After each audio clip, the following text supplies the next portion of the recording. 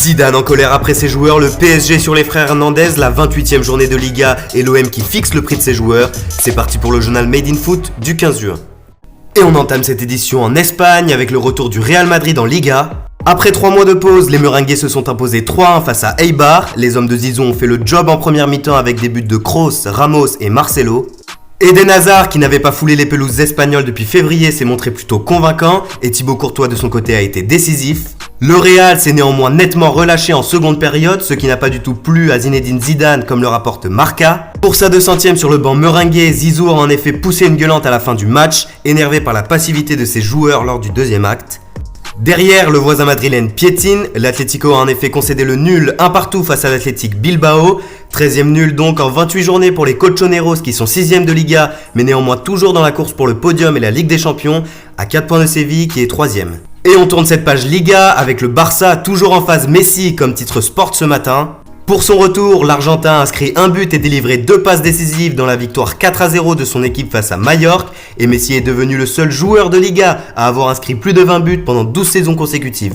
On file maintenant en France pour parler mercato. Paris ciblerait Lucas Hernandez pour pallier au départ de Thiago Silva. La Cadena Ser affirme en effet ce matin dans ses colonnes que le Français de 24 ans est la piste numéro 1 pour remplacer le Brésilien. Selon le média espagnol, le PSG aurait d'ores et déjà entamé les discussions avec l'entourage du joueur, acheté l'an passé pour 80 millions d'euros par le Bayern Munich et qui n'aurait plus sa place dans l'effectif bavarois. De plus, et toujours selon le média espagnol, les franciliens penseraient également aux frères de ce dernier, à savoir Théo Hernandez. Après une belle première partie de saison avec l'AC Milan, le latéral français serait aussi sur les tablettes du PSG et son prix de 50 millions d'euros, déjà plus abordable que celui de son frère, pourrait faciliter les choses. Du côté du rival marseillais, les dirigeants fixent les prix de leurs joueurs, à commencer par Bounassar, courtisé par Wolfsburg, Everton, l'Atlético et les 2 clubs de Séville. Il pourrait rapporter 15 millions d'euros aux Phocéens. C'est La Provence qui a avancé ces informations ce matin et qui rapporte également que l'OM aurait fixé le prix de Morgan Sanson entre 35 et 40 millions d'euros, celui de Camara à hauteur de 40 millions d'euros, les Marseillais qui auraient également refusé une offre de 10 millions d'euros de la part d'un club espagnol pour Khaled Tatsar. Dans le sens des arrivées, les choses semblent se compliquer pour la venue d'Emba Nyang. En effet, l'intérêt récent du club qatari d'Al Douail aurait changé la donne dans la course à la signature de l'attaquant rennais, qui selon l'équipe ne serait pas insensible au projet du club qatari. De l'autre côté de la Manche, c'est Pierre-Emerick Aubameyang, l'international gabonais et attaquant d'Arsenal, qui fait parler de lui. Et pour cause, l'ex-stéphanois attendrait de la part d'Arsenal une offre de prolongation de contrat, un contrat qui expire dans 1 an, et Aubameyang s'est montré clair envers ses dirigeants. Il souhaiterait une augmentation de salaire, et ce serait la condition pour qu'Aubameyang reste un Gunners la saison prochaine. La balle est donc dans le camp d'Arsenal.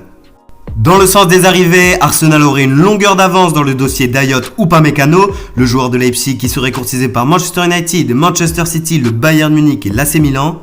Le Mirror Sport et la presse italienne s'accordent à dire ce matin que le joueur français en fin de contrat l'année prochaine avec Leipzig serait en effet plus enclin à rejoindre les Gunners. Son prix de 59 millions d'euros, malgré les difficultés financières d'Arsenal, ne devrait pas poser de soucis au club. Enfin, l'Atlético Madrid aurait envoyé un signal fort à Arsenal pour Thomas Partey. Selon la Cadena Copé, l'Atlético tiendrait à tirer profit du milieu ghanéen, dont le prix serait d'environ 50 millions d'euros, prix que les dirigeants pourraient baisser. Du côté de Manchester United maintenant, le Daily Express avance ce matin que les Red Devils auraient jeté leur dévolu sur Wilfried Ndidi en cas d'échec dans le dossier Donny van de Beek. Affaire à suivre donc pour le milieu nigérien de 23 ans qui est cette année devenu véritable cadre de Leicester et qui avait déjà capté les intérêts du Real Madrid et du PSG. Enfin, on termine ce JT avec la Coupe d'Italie qui verra mercredi soir 21h son dénouement avec une finale Juventus-Naples. Plus qu'une finale selon Tuttosport, et le Corriere dello Sport met quant à lui en lumière De Laurentiis, le président napolitain qui s'est lâché dans les colonnes italiennes. Sarri m'a trahi, il a quitté Naples avec comme vulgaire excuse l'argent, c'est moi qui l'avais voulu chez nous. Maurizio Sarri a en effet entraîné le Napoli de 2015 à 2018 et après un passage à Chelsea, il a rejoint la Juve à l'été 2019. Une signature qui a donc été vécue comme une véritable trahison par le peuple napolitain. Mercredi soir 21h, la rencontre promet d'être électrique entre la Juventus et Naples. Une finale qui se jouera donc sans l'Inter Milan, éliminé par le Napoli, et la Gazzetta dello Sport affiche Antonio Conte mécontent après la défaite des siens. Le coach italien souhaiterait voir un autre Inter avec des joueurs vainqueurs et expérimentés. Le Quotidiano Sportivo de son côté zoome sur Lautaro Martinez, le taureau assis, l'ombre du Barça plane sur l'Argentin et les tifosi nerazzurri sont furieux. Le Corriere dello Sport lui aussi pointe du doigt l'Argentin, Lautaro a un problème, il n'arrive plus à marquer, le taureau est méconnaissable.